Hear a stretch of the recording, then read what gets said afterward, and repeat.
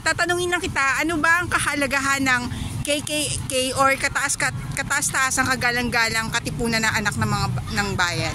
Sa'yo? Yung for me po, sa perspective ko po, yung kahalagahan po nito is para po malaman po natin yung mga nangyari po nung past po. Tsaka bilang sa Pilipino po, mahalaga po na malaman po natin yung pangyayari po noon na pinaglaban po tayo ng mga bayani natin upang magkaroon po tayo ng kalayaan ngayon.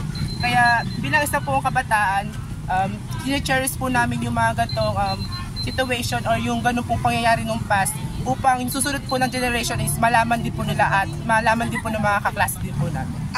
Tatanungin kita, para sa'yo, sino ang dapat taguri ang pambansang bayani? Rizal or Bonifacio? Alam ko po na even up to this day po is controversial pa rin po yung ano na yan. Pero para po sa akin is, depende po yan sa tao. Yung perspective ko po kasi is magkaiba po talaga silang dalawang bayani, which is yung isa po, gumamit nga po ng dahas si Andres Bonifacio at si Dr. Jose Rizal naman po is parang more formal po. Kaya kung pipili po ako, siguro po yung more formal po, which is si Dr. Jose Rizal, dahil di po natin pwede naman po natin yung mga problema po na mapag-usapan. Kaya ayun po, mas pinipili po si Dr. Jose Rizal. Pero both hero naman po is mahalaga po talaga sa country natin dahil nagbigay po sila ng legacy. Paano po yun kung binaril si Rizal after nun tapos walang himagsikan, anong mangyayari sa tingin mo?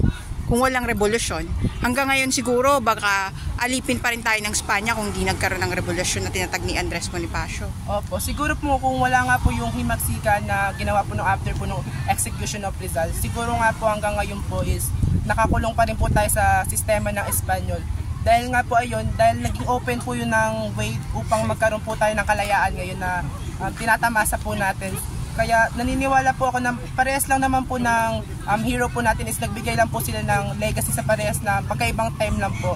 Kaya mahalaga po yung ginawa nila sa parehas na situation po.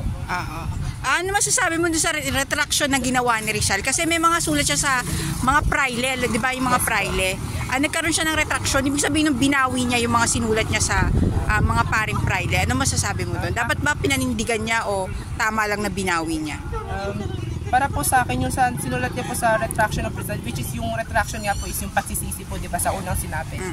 Para po sa akin, okay lang naman po yung sinabi niya na retraction dahil yung sinabi niya po na binago niya po yung statement niya dahil naniniwala po ako na kung hindi niya po binago yung statement niya, marami pong Pilipino na hindi po naniniwala sa simbahan. Di ba po yung sa retraction of Rizal dahil sa Christianity po. Sige, salamat. Anong pangalan mo? Emmanuel Villanueva po. Emmanuel Villanueva, salamat sa iyong pananaw. Kailangan namin ng pananaw ng mga kabataan sa ngayon regarding sa ating mga bayani. Palakpakan natin si Emmanuel. Salamat, Emmanuel. Ayan po yung mga kasama niyang kabataan dito po sa Viga, sa Balagtas. Sila po ay nagpa-practice ng role play po. Role play, nakita niyo po. Salamat po. Sige, salamat. Thank you.